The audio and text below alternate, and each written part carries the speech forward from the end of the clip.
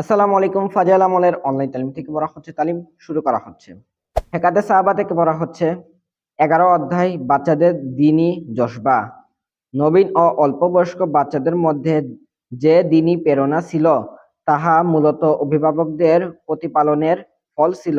পিতামাতা এবং অন্যান্য অভিভাবকগণ যদি বাচ্চাদেরকে আদর স্নেহ নষ্ট না করিয়া প্রথম হইতেই তাহাদের দ্বীনি অবস্থায় খোঁজখবর রাখেন এবং তাহাদের প্রতি সতর্ক দৃষ্টি রাখেন, তবে দ্বীনি বিষয়সমূহ শিশুদের অন্তরে বসিয়া যাইবে এবং বড় হইয়া ঐসব বিষয়ে তাহাদের জন্য অভ্যাসে পরিণত হইয়া যাইবে। কিন্তু আমরা ইহার বিপরীত বাচ্চার মনে করিয়া তাহাদের প্রত্যেক মন্দ কাজকে এড়াইয়া যাই, এমনকি অত্যধিক মহব্বতের কারণে উহাতে খুশি হই।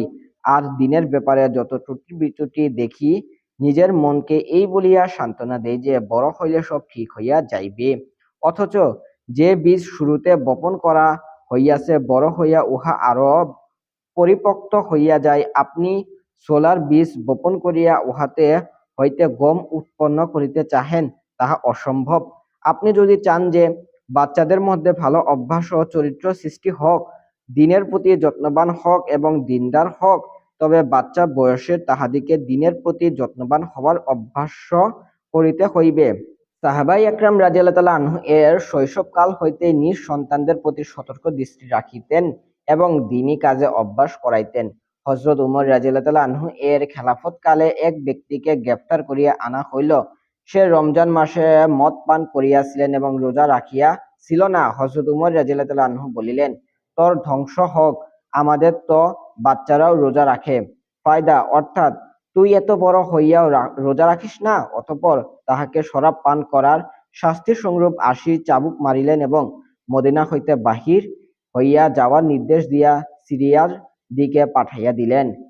বাচ্চাদিকে রোজা রাখানো।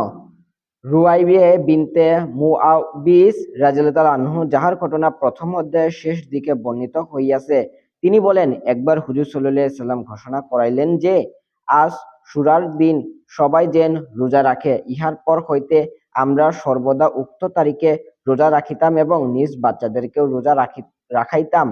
যখন তাহারা ক্ষুধার কারণে কাঁদিতে আরম্ভ করিত, তখন আমরা তুলা দিয়া খেলনা তৈরি করিয়া তাহাদিকে শান্ত করিতাম এবং ইফতারের সময় পর্যন্ত এইভাবে তাহাদিকে খেলাধুলা লাগাইয়া রাখিতাম।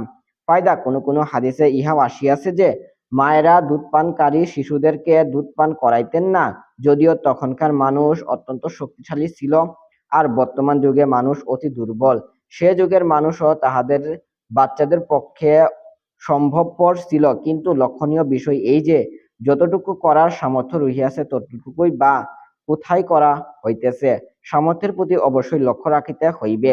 কিন্তু এখন যতটুকু সামর্থ্য আছে ততটুকুর ব্যাপারে ত্রুটি করা অবশ্যই সমীচীন নহে। 2. হযরত আয়েশা রাদিয়াল্লাহু তাআলা আনহা এর হাদিস বর্ণনা ও আয়াত অবতীর্ণ হওয়া।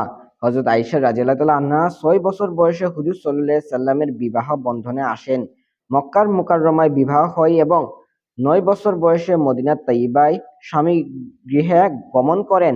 অতঃপর 18 বছর বয়সে হুজুর সাল্লাল্লাহু আলাইহি সাল্লামের ইন্তেকাল হয়। 18 বছর বয়সী বা কি, কিন্তু এই বয়সেও এত বেশি দ্বীনি মাসাইল এবং নবী করিম সাল্লাল্লাহু আলাইহি সাল্লামের বাণী ও আমলসমূহ তাহার নিকট হইতে বর্ণনা করা হয়, যাহার কোনো সীমা নাই। মাসরুক রাহমাতুল্লাহ আলাইহি বলেন, আমি বড় বড় সাহাবা রাদিয়াল্লাহু তাআলা আনহুদেরকে দেখিয়াছি হযরত আয়েশা রাদিয়াল্লাহু তাআলা আনহা এর নিকট মাসআলা জিজ্ঞাসা করিতেন। আতা রহমতুল্লাহ আলাইহি বলেন, হযরত আয়েশা রাদিয়াল্লাহু তাআলা আনহা মাসাইল সম্পর্কে পুরুষদের চাইতেও বেশি অভিজ্ঞ ও জ্ঞানী ছিলেন। হযরত আবু মুসা রাদিয়াল্লাহু তাআলা আনহু বলেন, আমরা কোনো ইলমি সমস্যার সম্মুখীন হইলে হযরত আয়েশা রাদিয়াল্লাহু তাআলা আনহা এর নিকট যাইয়া তাহার সমাধান পাইতাম। হাদিস গ্রহণে তাহার নিকট হইতে বর্ণিত 2200 হাদিস পাওয়া যায়। তিনি নিজে বলেন, আমি মক্কা মুকাররমায় শৈশবকালে খেলিতেছিলাম। ওই সময় হুজুর সাল্লাল্লাহু আলাইহি সাল্লামের উপর সূরা কামারের এই আয়াত নাজিল হয়, বালিসসাআতু মাউইদুহুম ওয়াসসাআতু আদহা ওয়া আমাররু।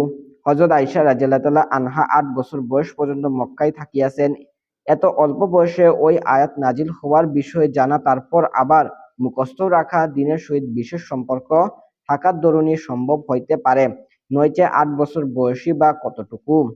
3 হযরত উমাইর রাদিয়াল্লাহু আনহু এর জিহাদে অংশগ্রহণের আগ্রহ। হযরত উমাইর রাদিয়াল্লাহু আনহু আবিল লাহমের গোলাম ছিলেন এবং কম বয়সের বালক ছিলেন। তখনকার ছোট বড় সকলের নিকট জিহাদে অংশগ্রহণের আগ্রহ প্রাণতুল্য প্রিয় ছিল। তিনি খাইবারের যুদ্ধে অংশগ্রহণের আগ্রহ প্রকাশ করিলেন। তাহার মনিবরাও হুজুর সাল্লাল্লাহু আলাইহি সাল্লামের দরবারে সুপারিশ করিলেন যে তাহাকে অনুমতি দেওয়া হোক। সুতরাং হুজুর সাল্লাল্লাহু আলাইহি সাল্লাম অনুমতি দিলেন এবং একটি তরবারি দান করিলেন, যাহা তিনি গলায় ঝুলাইয়া লইতেন। কিন্তু তরবারির বড় ও শরীর খাটো হওয়ার কারণে উহা জমিনের উপর হেঁচড়াইতেছিল। এই অবস্থায় তিনি খয়বারের যুদ্ধে অংশগ্রহণ করেন।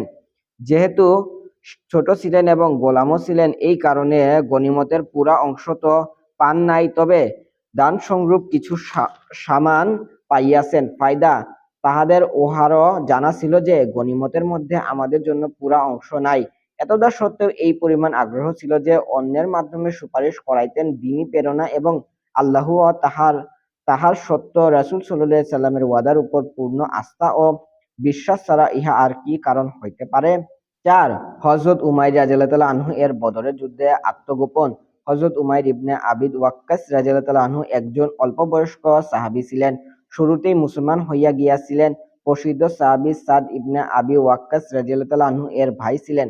হযরত সাদ রাদিয়াল্লাহু আনহু বলেন, আমি আমার ভাই উমাইরাকে বদরের যুদ্ধের সময় দেখিতাম, যখন লস্কর রওনা হওয়ার প্রস্তুতি চলিতেছিল, তখন সে এদিক ওদিক লুকাইয়া বেড়াইতেছিলেন, যাহাতে কেউ দেখিয়া না ফেলে। ইহা দেখিয়া আমি আশ্চর্যজনিত হইলাম। আমি তাহাকে জিজ্ঞাসা করিলাম, কি হইয়াছে, লুকাইয়া বেড়াইতেছ কেন? সে বলিতে লাগিল, আমার আশঙ্কা হইতেছে যে হুজুর সাল্লাল্লাহু আলাইহি সাল্লাম আমাকে দেখিয়া ফেলিবেন এবং ছোট মনে করিয়া জেহাদে যাইতে নিষেধ করিয়া দিবেন, ফলে আমি যাইতে পারিব না।